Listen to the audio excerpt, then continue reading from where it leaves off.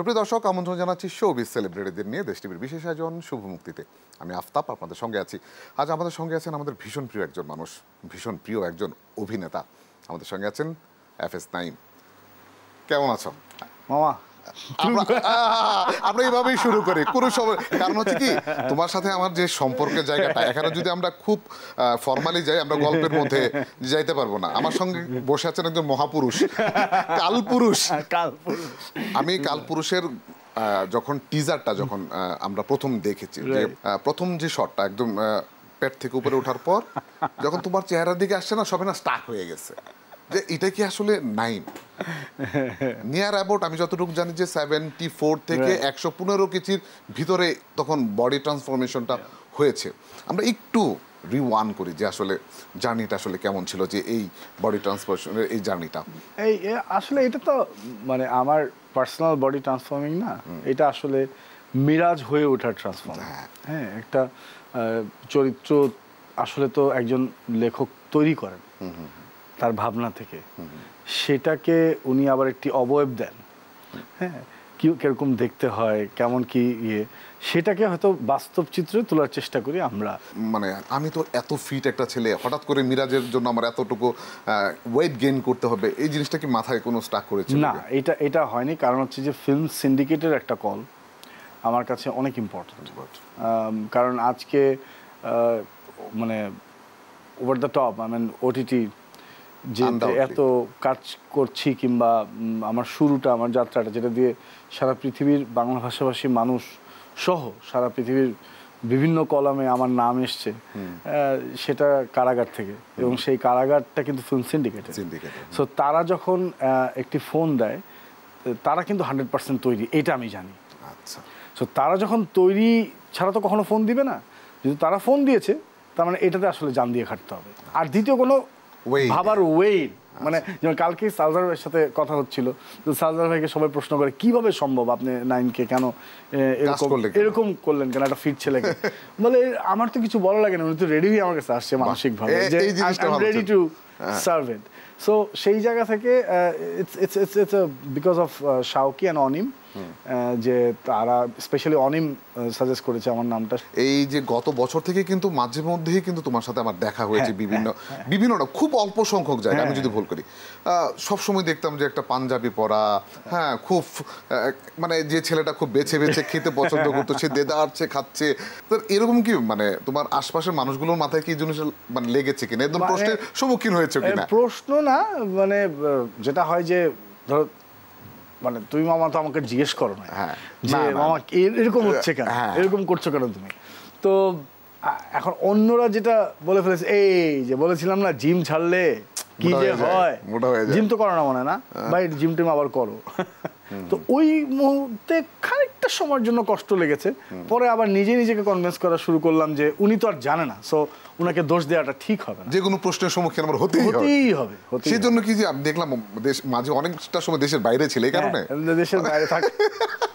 নাদিয়ার সাথে দেখলাম এরকম কি কোনো প্রশ্ন এসেছে যে সাংসারিক জীবনে কোনো ধরনের টানাপোড়েন হচ্ছে কিনা? এরকম শেষ নাই, মানে নানান ধরনের এলোমেলো কোয়ারিজ সবার। যে সে যখন দেখলাম নাদিয়া আপার সাথে মানে খুব ঘন ঘন ছবি দেওয়া, তারপর আবার যে থ্যাংক ইউ ফ্রাস্ট্রেটেড, কি হয়েছে, ডিপ্রেশনে আছে নাকি, কাজ পাচ্ছে না এমন কিছু। আরে ছেলেটা কি অবস্থা? আচ্ছা ঠিক আছে, আপনি দোয়া করতে বললে তুমি থাকতে। নাদিয়া কিন্তু আমরা ডিসেম্বরের 9 তারিখ 8 তারিখ থেকে শুটিংয়ে গেছি। নাদিয়া কিন্তু তখন পর্যন্ত জানে না আমি কিসে শুট করছি। মানে ও বলতেছে তুমি হঠাৎ করে এত খাওয়া দাওয়া করতেছো কেন? প্রশ্ন আসছে, ও বুঝতে পারছে কোন একটা কিছু ঘটতে যাচ্ছে, মানে কিন্তু ওই জোনটা আমাকে সে ছেড়ে দেয় যে আচ্ছা ওর সাধনার ভেতরে থাকুক। বাট যেটা কনসার্ন নাদিয়া ছিল একই সাথে, সেটা হচ্ছে যে এত গেইন করছি, সেটা আসলে কোন দিকে যাচ্ছে। হার্ট অ্যাটাক হওয়ার একটা পসিবিলিটি হতে পারে, ব্লাড প্রেশার, কোলেস্টেরল, ডায়াবেটিস হয়ে যাওয়ার সম্ভাবনা, অনেক কিছু। সো সেই ফ্যাক্টরগুলো কতটুকু আল্লাহ রাব্বুল আলামিন আলহামদুলিল্লাহ এখন পর্যন্ত সুস্থ রেখেছেন, এটা লাখ লাখ শুকরিয়া আল্লাহর কাছে। যখন ট্রেলারটা যখন বের হলো তখন কি ধরনের রেসপন্স পেয়েছিলে? মানে আলহামদুলিল্লাহ আমি ভেরি লাকি যে maybe I am the one যার এই কাজটি আমাদের শিল্পীরা পর্যন্ত শেয়ার করেছে। বাহ, চমৎকার। আমরা এটা আমরা দেখেছি সামাজিক সোশ্যাল নেটওয়ার্কগুলো দেখা গেছে, এবং সবাই ভালোবেসে সম্মান জানিয়েছে। এটা অনেক বড় ব্যাপার। মীর সাব্বির ভাই স্ট্যাটাসে লিখেই fেললেন যে নাইম তুমি আমাদেরকে দেখিয়ে দিয়েছো যে মানুষ চাইলে কি না করতে পারে। দিনার ভাই লিখে ফেলেছে তুমি আমাদের আমির খান। তারপরে এগুলো কিন্তু ভালোবাসার জায়গা। অফকোর্স, মানে এটা আমার জন্য অনেক বড় প্রাপ্তির বিষয় যে এদের মতো গুণী অভিনেতা এবং মানুষগুলো এভাবে অ্যাপ্রিশিয়েট করছে। সানি সানোয়ার ভাই দিয়েছে, মৌসুমী আমির দিয়েছে, এবং প্রচুর ডিরেক্টর দিয়েছে, অসংখ্য মানুষ। ঢাকা, কলকাতা, সারা পৃথিবীতে যারা বাংলাদেশি আছে তারা টেক্সট করছে কিংবা ইনবক্সে লিখছে, অনেক আননোন নাম, অনেকে আমাকে ট্যাগ দিচ্ছে আমার পেজে যে salute to your education, salute to your love and passion. So this is amazing. আমরা গল্প করবো, একটা ছোট্ট বিরতি নিয়ে নিচ্ছি।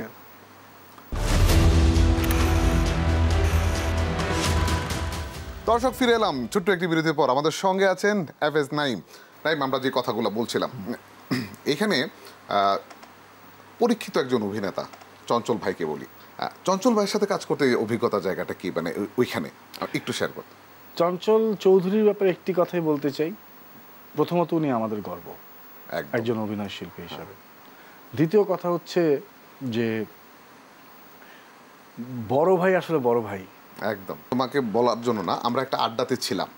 তো আড্ডাতে আমরা কিছু সাংবাদিক ছিলাম, ওইখানে চঞ্চল ভাইও ছিল। এই প্রসঙ্গটা নিয়ে কথা হচ্ছিল, সিনেমাটা নিয়ে কথা হচ্ছিল। তখন চঞ্চল ভাই মাঝ দিয়ে একটা ছোট্ট করে একটা কথা বলেছিল যে নাইম যে কাজটা করেছে, আমার মাঝে মাঝে মনে হয়েছে আমি ফ্রেম থেকে বেরোয় ওর দিকে আমি তাকিয়েছিলাম যে সে এইভাবেই নিজেকে কিভাবে ট্রান্সফরমেশন করেছে। ভাইয়ারা নিজেরও যে কাজগুলো করছে সেটাও তো লাগানোর মতো। হ্যাঁ, আমাদের ওটিটিতে তো ধরেন, মানে ইন্ডিয়ার সাথে সাথে আমাদের বাংলাদেশে যে আমি ফারুক ইয়ার কথা বলবো, চঞ্চল ভাইয়ের কথা বলবো, আমাদের মোশাররফ ভাইয়ের কথা বলবো, দিনার ভাইয়ের কথা বলবো, তো ওনারা একদম আইকনিক হয়ে গেছে। আমরা মানে খুব গর্বের সঙ্গে বলতে পারি আমরা নাইমিকেও দেখবো যে সে মার্কিং এর জায়গায়। আলহামদুলিল্লাহ, আল্লাহ তৌফিক দেখ। না, অবশ্যই আমরা এটা করব। আমি যতদূর জানি যে এটা খুব শীতের মধ্যে নাকি করা হয়েছিল, এই ডিসেম্বরে ঠান্ডাই আছে। তো ওই সময় কি কোনো মজার কোনো স্মৃতি আছে কিনা শুটিং কে ঘিরে? সবচেয়ে মজার বিষয় হচ্ছে যে একটা টেডি বিয়ার পুরো সেটের মধ্যে ঘুরে বেড়াচ্ছে। আমরা মানে ট্রেলারের মধ্যে দেখলাম দাঁড়ায় আছে একটা, ঠিক এই সাথে গোপাল ভাঁড়ের মতো একটা পেট নিয়ে, মানে কেউ না আসলে ফুটেজ মিলাইতে পারতেছিল না যেটা আসলে কি। এবং সবাই এত কিউট, এত সুইট, এত মানে আমাকে ভীষণ আদর করেছে সবাই। যেমন যাওয়ার সময় একটু পেটে গুঁতা দিয়ে গেছে, এই কি অবস্থা, এরকম একটা। মানে আমাদের আসলে মজার ঘটনার থেকে অনেক সুইট মেমোরি আছে। যেমন শীতের রাতে কোনো একটি রিজনে আমাকে ভিজতে হয়েছে, যারা ইতিমধ্যে দেখে ফেলেছেন কিংবা দেখছেন তারা বুঝতে পারবেন। তো ট্রাস্ট মি, আমি তো একটা ঘরে আছি সিনের, টাওয়েল থেকে শুরু করে ইভেন আমি তখন আমার জুতার ফিতা এইটুকু ধরতে পারতাম না, এখন পারি আলহামদুলিল্লাহ পেটের জন্য। হ্যাঁ, সো সেটাও আমাকে সাপোর্ট দিয়েছে ওরা। আমি বারবার মাপ চাচ্ছি যে প্লিজ তুমি এটা করো না, আমি আইল ট্রাই। না ভাইয়া, আপনি কমফোর্ট থাকেন। সো এই যে মানুষগুলো এইভাবে ভালোবেসে শ্রদ্ধার সাথে আমাকে সম্মানটা জানিয়েছে, ভালোবাসা দিয়েছে, যে না আমি পরিশ্রমটা যে করছি সেই পরিশ্রমটাকে সে সম্মান করেছে। এবং সত্যি সে তো এই কাজটা করতে আসেনি। এই সিনেমাটার জন্য তো নিয়ার অ্যাবাউট 1 বছরের উপরে একটা মানে গ্যাপ, মানে একটা কাজের থেকে একটা কাজের এইরকমই তো হবে, 1-1.5 বছরের মতো গ্যাপ হবে না টোটাল? আমাদের প্ল্যানিং, আমার ট্রেনার রণক ঘোষ, আমাদের প্ল্যানিং ছিল হচ্ছে যে আমরা শ্যুটটা করার জন্য 7 থেকে 8 মাসের ভিতরে রেডি হব। সেটা শেষ করে আবার যখন রেগুলার লাইফে কিংবা রেগুলার নাইম হওয়ার জন্য চেষ্টা করা শুরু করবো, তখন আমাদের আরো 8-9 মাস সময় লাগবে। আমরা একটা 2 বছরের একটা 17 থেকে 18 মাসের একটা জার্নি। তোমার কি কোনো সময় মনে হলো যে আসলে এই 2 বছরের মধ্যে আমি ফাঁকা আরো অনেক কাজ করতে পারতাম, আমি এত ডেডিকেশনটা আসলে করলাম কেন? অনেক কাজ করতে পারতাম, কালপুরুষ পেতাম না। এক্স্যাক্টলি। আমরা যদি বলি যে বলিউডে যদি দেখি, আমরা যদি আমির খানকে যদি বলি, আমরা যদি শাহরুখ খান, ওরা দেখা গেল বছরে একটা ছবি, কিন্তু অক্ষয় কিন্তু বছরে 5টা ছবি করে। দুজনের লজিক হচ্ছে লজিকের বিষয়টা এরকম যে আমি বছরে একটা করব, সেটা না অফকোর্স। এবং সেই কারণে কিন্তু অক্ষয় তার জায়গা থেকে as a fit person, as a discipline person iconic, একদম। বাট অ্যাক্টর হিসেবে কিন্তু আমির খান আইকন, হ্যাঁ, ইভেন শাহরুখ, সালমান, তারা প্রত্যেকেই আইকন। তো সেটা আসলে ডিপেন্ড করে কে কিভাবে তার পার্সোনালিটি আসলে প্রেজেন্ট করতে চায় থ্রু হিজ ওয়ার্ক, এটা খুব জরুরি। আমরা জানি যে শেকড় নামে একটা নতুন সিনেমার কাজ অলরেডি ডান, তো ওইটার জন্য কি আরেকটু মানে কমাতে হয়েছিল কিছু? হ্যাঁ, মানে আমি যেখানে ছিলাম মিরাজ যেখানে ছিলাম সেখান থেকে অলরেডি 20 কেজি কমিয়েই শেকড়ের কাজে, হ্যাঁ, শেকড়ের কাজ করা হয়েছে। বাট শেকড়ের যে গল্পটা, সেটাতে যে মানুষটাকে প্রয়োজন ছিল আকাশ, তাকেও আমরা আসলে হিরো শুধু না, আমরা গল্পের এমন একটি চরিত্র দেখি যেটাকে যেন অনেক মানুষের সাথে কানেক্ট করা যায়, এমন একটা রক্ত মাংসের মানুষ লাগবে। তো সেটা আসলে সাধারণ একটি মানুষ হলেও কোনো সমস্যা নেই। তো সেই জায়গা থেকে এই গল্পটা ক্ষেত্রেও যেভাবে শুট করা হয়েছে সেই ব্যক্তিত্বটা দরকার ছিল। আরেকটা সিনেমা আছে যে জলে জলে জলে জলে জলে জলে তারা, অরুণ চৌধুরী, ওটা মানে কবে নাগাদ আসতে পারে? ওটা তো প্রায় 2 বছর আগে, মানে ওইটা লাস্ট ইয়ারই আসলে সেন্সর ক্লিয়ারেন্সটা হয়ে গেছে, সো সেটা রেডি আছে এখন। অফকোর্স আমার থেকে তো ম্যানেজমেন্ট, মানে আমার ডিরেক্টর অ্যান্ড অথরিটি যারা আছেন তারা আরও বেশি কনসার্ন। তো আমি প্রিটি শিওর যে তারা একটা ভালো টাইম খুঁজছে, সেই টাইম অনুযায়ী হয়তো তারা ছেড়ে দেবে। শেকড়টা কি কোনো ডেডলাইন ঠিক হয়েছে? শেকড় ইদার ডিসেম্বরের 18 তারিখ এরকম একটা টেন্টেটিভ ভাবনা আছে, অথবা সামনের বছর ফেব্রুয়ারিতে। ওভার ট্রাম্পটা তো ছিল মানে 360 একটা, মানে পুরো 360, মানে এত ফাঙ্কি একটা ক্যারেক্টার ছিল। এটাও কিন্তু মানুষের খুব পছন্দ লেগেছে। অনেকগুলো ক্যারেক্টারের মধ্যে একটা ক্যারেক্টারকে বের করে আনার মতো ছিল, আমি নিজে দেখেছি, আমার কাছে ভালো লেগেছে। তো হয় না যে আমার একটা বেসিক আইডেন্টিটি লাগে যে আমি আসলে এখন এই জায়গাটার মধ্যে একটু বেশি কমফোর্ট, সেক্ষেত্রে কি মানে আমরা ওটিটিতে কি বেশি দেখবো বা এরকম কিছু? না, এখন জিনিসটা হচ্ছে কি যে প্রতিটি কাজ এখন অনেক বেশি গ্লোবাল হয়ে গেছে। ওকে, যেমন এখন আর টাইম ফ্রেমে বাধা নেই। যেমন এবারও কানজে একটি ছবি প্রদর্শিত হয়েছে নাসিরুদ্দিন শাহ, স্মিতা পাতিলের। হ্যাঁ, সো সেটা কবের, কত আগের একটা ছবি না, সেটা আবার প্রদর্শিত হলো। সো এখন কিন্তু সময়টা কোথাও বাধা নেই। সো সময় এবং প্লেস কোথাও বাধা নেই তখন আসলে মেইন জায়গাটা হয়ে গেছে গল্প। তো গল্প যেদিকে ইন্টারেস্টিং হবে সেখানে এখন কাজ করলেই হয়ে গেল। সো সেইটাই আমার চেষ্টা, যে আমি যেন আল্লাহ যেন তৌফিক দেয় যে ভালো ভালো কিছু গল্প যেন আমি সুযোগ পাই। যেখানেই ভালো গল্প সুযোগ হবে সেটা টেলিভিশনও হয়, টেলিভিশনও করব। যেখানে টিভিসি হলে টিভিসি করব, শর্ট ফিল্ম হলে শর্ট ফিল্ম করব। তবে আমি অনেক বেশি চাই যে ফিল্ম, এটাই বেশি কনসেন্ট্রেট করা। অ্যান্ড অফকোর্স ওটিটির চ্যালেঞ্জিং কিছু ক্যারেক্টার, যেটা নিজের মানে নিজেকেও তো আসলে ডেভেলপ করতে হবে অ্যাক্টিংয়ের স্কিলের ক্ষেত্রে, সেটাও খোঁজ করে যাচ্ছি আর কি। আচ্ছা, আমরা আর একটা ছোট বিরতি নিয়ে নিচ্ছি।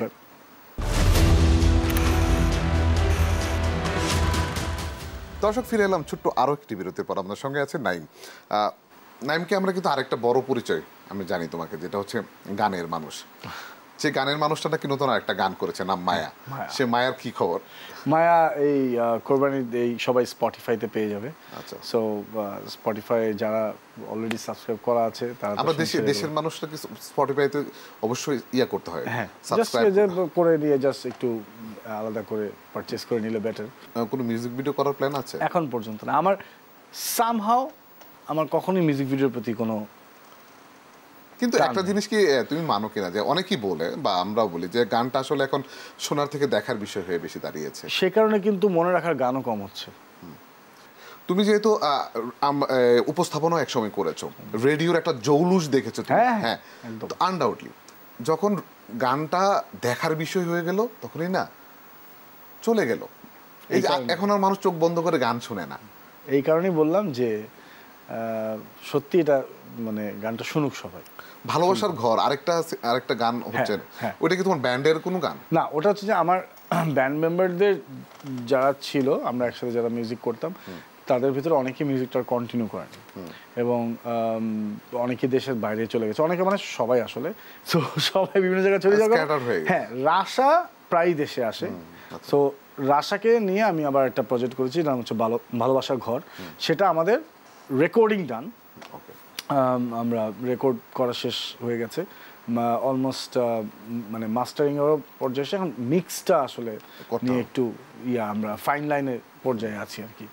আমরা তো জানি যে মানুষগুলো আসলে গান থেকে উঠে আসে, ওই জায়গাটা তো অনেক মিস করো মাঝে মধ্যে মনে হয় না? স্টেজ শোটা বেশি মিস করো? আমি স্টেজ শোটা খুব মানে মিস করি, কারণ আমি তখন আসলে ড্রামস বাজাতাম, সো ড্রামস বাজিয়ে বাজিয়ে গান গেতাম। হ্যাঁ, তো সেই জন্য সবচেয়ে কষ্ট পারফর্ম স্টেজে পারফর্ম করাটাকে আমি খুব মিস করি। এমন হয় না যে প্ল্যান আছে যে আমাদের বন্ধু ৩-৪টাকে এনে আবার নতুন করে? আমার মনে হয় এটা আসলে আমাদের যারা শ্রোতা এবং দর্শক আছে তারা যদি আমাকে কোঅপারেট করে তাহলে পসিবল। তাদের কাছে যদি আমার গানগুলো ভালো লাগে এবং সেটা যদি একটা ব্যাংকিং হয় যে তারা পছন্দ করছে, যেমন স্পটিফাইতে আমার তুমি নামে একটা গান আছে, আমি মোটামুটি কনফিডেন্ট এই ব্যাপারে যে গানটা শুনলে অসম্ভব ভালো লাগবে এবং মায়া যেটা আসছে সেটাও ভালো লাগবে, ভালোবাসার গড়ও ভালো লাগবে এবং সামনে যেগুলো অলমোস্ট আরও রেডি আছে প্রজেক্টগুলো সেগুলো শুনলেও ভালো লাগবে। সো যদি 8-10টা গান ভালো লাগার লিস্টে চলে আসে, মানুষের কাছে ভালো লাগে, তাহলে তাদের সবাইকে নিয়ে অবশ্যই আবার শো একদম। এটা বেসিক্যালি আমরা দর্শক হিসেবে চাই যে আমরা তোমার এই গানগুলো শুনতে চাই। তোমরা যে এখন চলে আসছো যে ফিল্মে, ওটিটিতে একটু ব্যস্ত সময়, তোমার কি কখনো মনে হয় যে ওই জায়গাটা ভ্যাকুয়াম হয়ে গেছে, যে ওই জায়গাটাতে এখন যে ধরনের নাটক হচ্ছে, গল্প হচ্ছে, এগুলো আমাদের সাথে যাচ্ছে না বা এরকম কিছু আমাদের কাছে মনে হচ্ছে? আমার কাছে আসলে আমি ওইভাবে না দেখে আমি যেটা মনে করি সেটা হচ্ছে যে লোক, এখন আমি সারা জীবন তো আর ক্লাস 10-এ থাকবো না, অবশ্যই আমাকে তো গ্র্যাজুয়েশনে যেতে হবে। যেটা হয়েছে যে একটা বড় জেনারেশন আমরা চলে আসছি ওইখানে, এটা তো ফিল হবেই যে একটা ভ্যাকুয়াম হচ্ছে, কিন্তু আসলে ভ্যাকুয়াম না।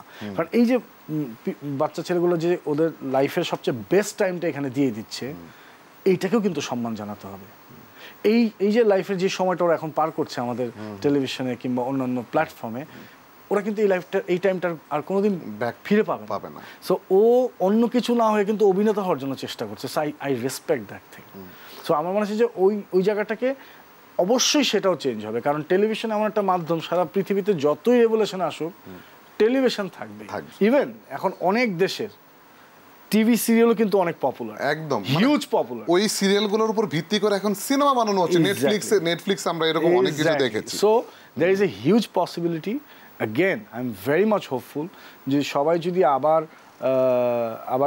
আবার একত্র হয়ে, যে না আমরা যেমন ওটিটি ফিল্ম নিয়ে সবাই একসাথে ঝাঁপিয়ে পড়েছে, সেমভাবে যদি নাটকেও ঝাঁপিয়ে পড়ে, আমার মনে হয় যে সেটাও একটা সুন্দর জায়গায় চলে আসবে। অনুষ্ঠান একদম শেষ, যদি নতুন সিনেমাটা অলরেডি রিলিজ হয়েছে, আমরা কালপুরুষ নিয়ে যদি ছোট্ট করে দর্শকদের উদ্দেশ্যে কিছু বলার থাকে। প্রথমত আসসালামু আলাইকুম, আমি অভিনেতা এফএস নাঈম। আমাকে এফএস নাঈম আপনারা বানিয়েছেন, আমি শুধু নাঈম ছিলাম। টেকনাফ থেকে তেঁতুলিয়া আপনারা যে ভালোবাসা আমাকে দিচ্ছেন, সারা পৃথিবীব্যাপী সারা মানে বাংলা ভাষাভাষী যারা আছে তারা যে ভালোবাসা দিচ্ছে, সেজন্য সত্যি আমি আপনাদের কাছে সবসময় কৃতজ্ঞ। সেই ভালোবাসাতেই আমি অনুপ্রাণিত হয়ে আমি আমার মানে যতটুকু সম্ভব, আমি খুব ভালো অভিনেতা না, কিন্তু আমি চেষ্টা করে যাচ্ছি। সেই চেষ্টা থেকে আমার একটি সাধনার নাম হচ্ছে কালপুরুষ, যেটা চরকি প্ল্যাটফর্মে আছে। প্লিজ চরকি যারা সাবস্ক্রাইব করেছেন তারা তো দেখে ফেলছেন ইতিমধ্যেই, কারণ জানতে পারছি, আর যারা করেননি করে ফেলুন, করে কালপুরুষটা দেখুন। সালজার রহমান ডিরেকশনে ফিল্ম সিন্ডিকেট অ্যান্ড চরকির একটি কাজ কালপুরুষ। আপনাদের পছন্দের সকল শিল্পীরা এখানে আছে এবং এই গল্পটি এমনভাবে বলার চেষ্টা করা হয়েছে, সোশিও মেসেজ আছে এবং সেই সাথে সারা পৃথিবীকে উপস্থাপন করা সম্ভব যে আমরা এইভাবে গল্প বলতে পারি। সো সেইটাকে সাধুবাদ জানানোর পাশাপাশি আপনাদের অনুপ্রেরণাটাও আমাদের দরকার। অনেক অনেক ধন্যবাদ। Thanks to you, thanks to Desh TV and Desh টিভির পুরো ফ্যামিলিকে। আর কি বলবো, আমার কাছে তো আমার প্রতিটি চ্যানেলই অনেক বেশি প্রিয়, তো সেই জায়গা থেকে দেশ টিভি সবসময় একটি নতুন কাজ এলে যেভাবে পাশে ছিল, আমি অসংখ্য ধন্যবাদ জানাই তোমাকে। Thank you so much. Thanks to you. দর্শক, আজকের মতো বিদায় নিয়ে নিচ্ছি। আগামী অনুষ্ঠানে নিশ্চয়ই অন্য কোনো তারকাকে নিয়ে আসবো। ততক্ষণ পর্যন্ত ভালো থাকুন, সুস্থ থাকুন। আল্লাহ হাফিজ।